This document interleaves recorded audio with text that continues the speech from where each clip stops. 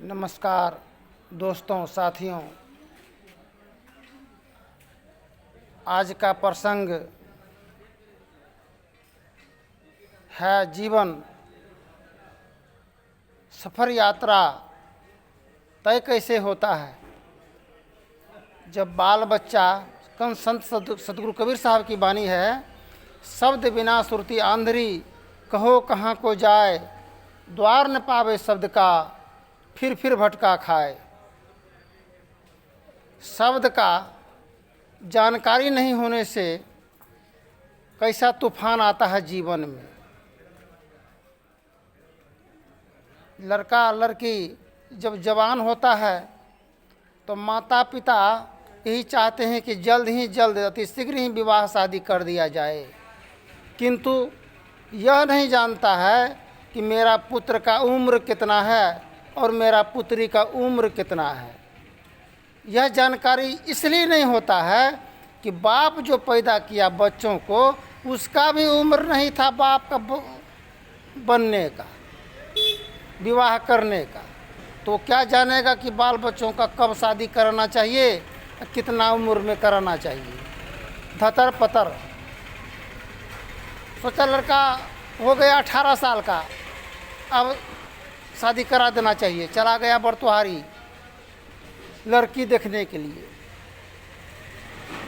जाने के क्रम में छेका छेकी का समय में बसे में था सवार, छेका करने जा रहा था। इतना बड़ा अंधर तूफान आया कि जो व्यावसायिक साधन उपलब्ध था गुजर बसर हेतु, वह उजर पुजर गया।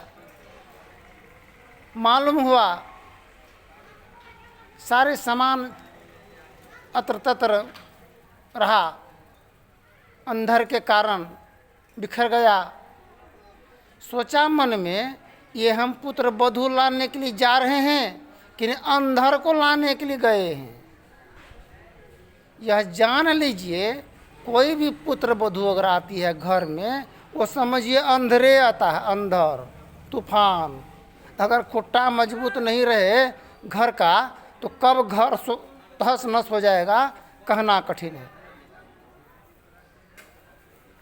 फिर दूसरा पुत्र का शादी करने के क्रम में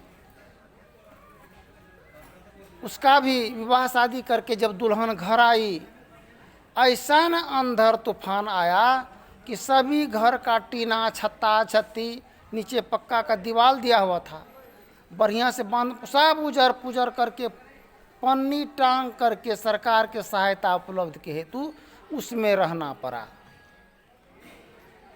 अब घर का गृह स्वामी सोचता है, एक ठो पुत्र वधू को लाए, छेका करने के क्रम में उसमें भी अंधर तूफान आया। इसको जब विवाह करके लाए घर में, इसमें भी अंधर तूफान।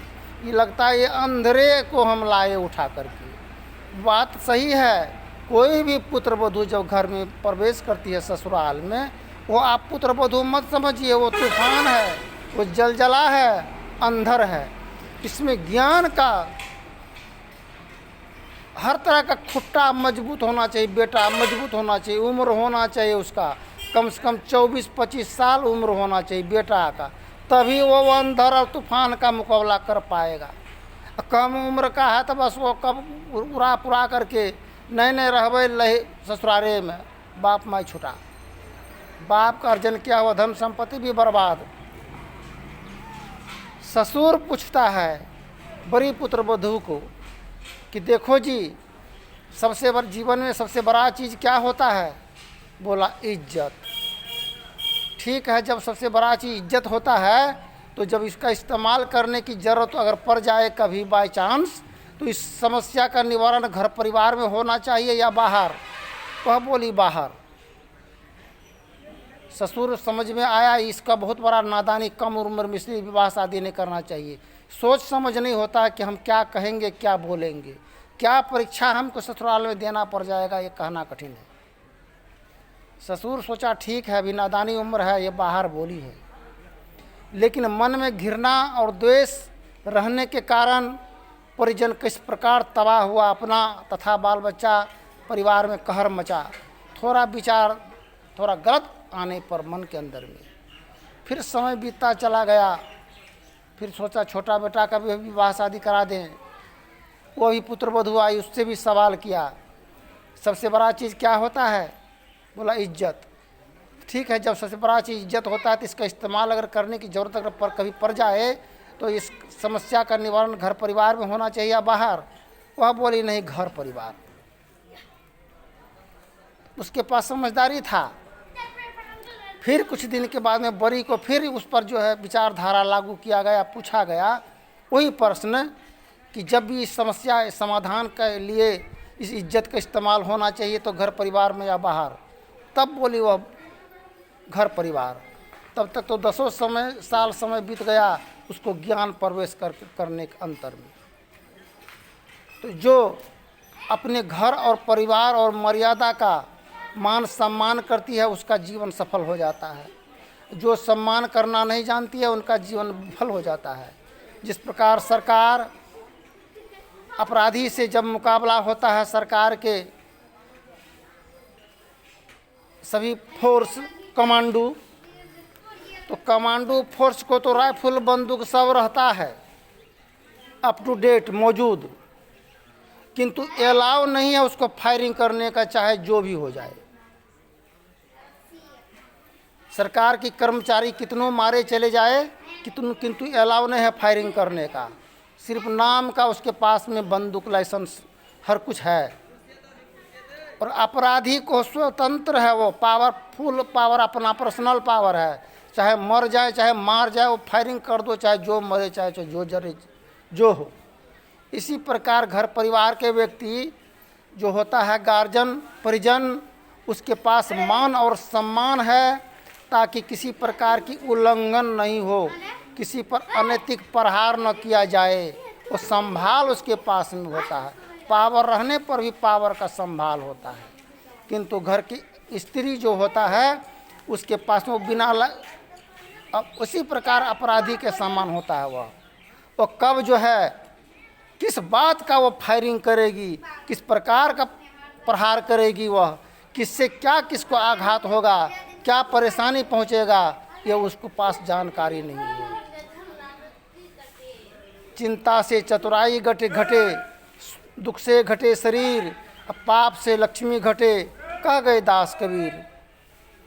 पाप और घृणा, द्वेष, अत्याचार, जुल्म से मानहानि तथा धन संपदा सभी की नष्ट होता है। इसलिए संत सरोवर गंग जल तही पखारहूँ अंग, सो दहिया निर्मल भई साधु के सत्संग। बिनु सत्संग विवेक न होई, राम कृपा बिनु सुलभ न सोई।